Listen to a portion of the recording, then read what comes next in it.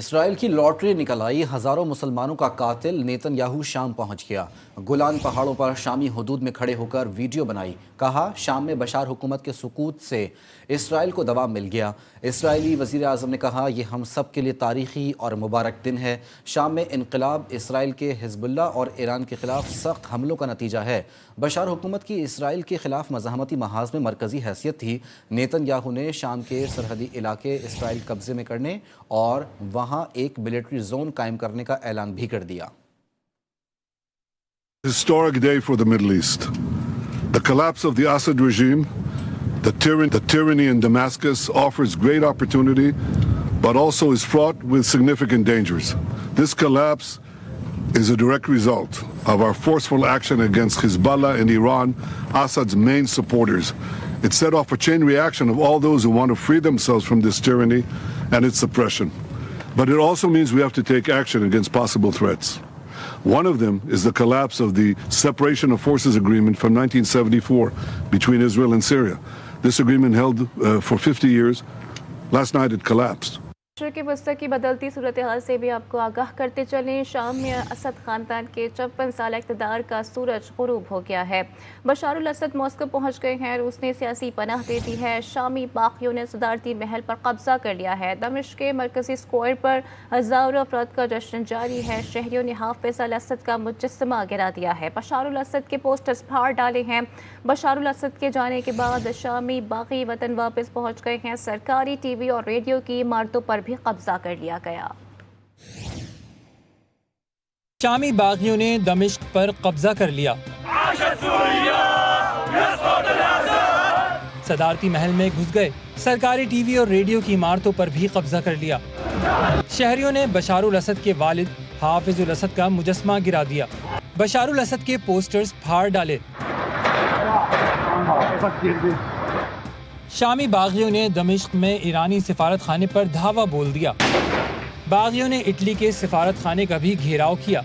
عراق نے شام میں تعینات سفارتی عملے کو لبنان منتقل کر دیا۔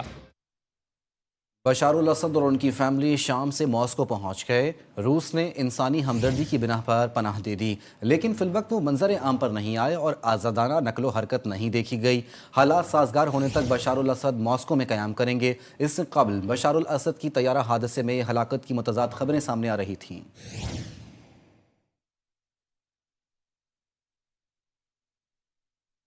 امریکی صدر جو بائیڈن کہتے ہیں کہ امریکہ کے اقدامات نے بشار الاسد کو کمزور کر دیا، وہ اپنی حکومت کو قائم نہیں رکھ سکے۔ بشار الاسد نے اپنے دور اقتدار میں جو کچھ کیا اس کا جواب دے انہیں ہونا چاہیے۔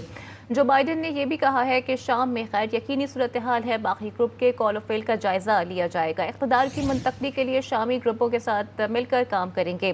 امریکہ شام میں روس اور ایران کے خلاف کارروائیاں جاری رکھے گا۔ شام میں امریکی فوجیوں کی موجودگی داعش کے خاتمے تک ضروری ہے۔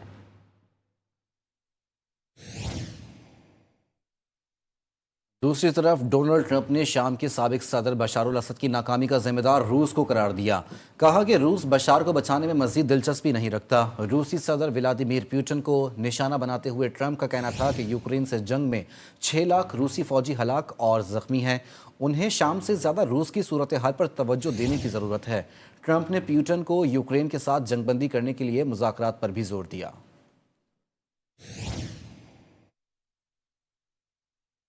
ایرانی صدر کہتے ہیں کہ شام کے عوام کو ملک کے مستقبل اور حکومتی نظام کا فیصلہ خود کرنا ہے۔ مسعود پزشکیان نے شام کے تمام قبائل اور فرقوں کے درمیان مذاکرات کی ضرورت پر زور دیا ہے۔ انہوں نے کہا کہ امید ہے شام میں جھڑپوں اور تشدد کا سلسلہ جلد ختم ہو جائے گا۔ توقع ہے کہ شام کے عوام وہ فیصلہ کریں گے جو ان کے شایان شان ہو۔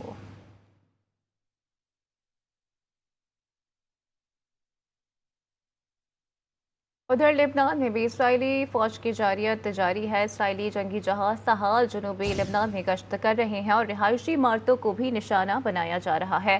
مختلف مقامات پر حملوں میں 6 افراد شہید ہو گئے ہیں۔ جنوبی لبنان کے مقبوضہ علاقے المجیدیہ میں اسرائیلی فوج نے دھاوا بول دیا ہے۔ درجنوں شہریوں کو گرفتار کر لیا گیا ہے۔ قابض فوج لبنانی شہروں کے گھروں اور مختلف عمارتوں کو بھی مسمار کر رہے ہیں۔ ادھر مقبوضہ علاقے کان پر حملے میں 3 افراد شہید کر دیے گئے ہیں، درجنوں زخمی ہوئے ہیں۔ شام میں کشیدگی کی پیش نظر لبنانی فوج نے شام اور لبنان کی سرحد پر مزید فوجی دستے تعینات کر دیے۔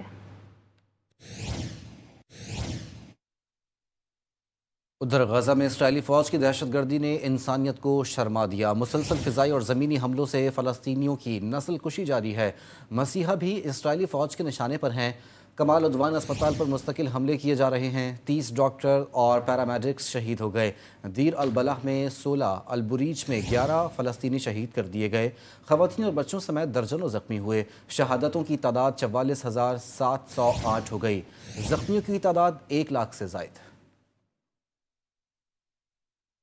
انسانیت کی بدترین پامالی کرنے والے اسرائیلی صدر نیتن یاہو کے خلاف تل ابیب میں لوگ احتجاج کر رہے ہیں۔ مظاہرین نے نیتن یاہو کو کرائم منسٹر قرار دے دیا ہے۔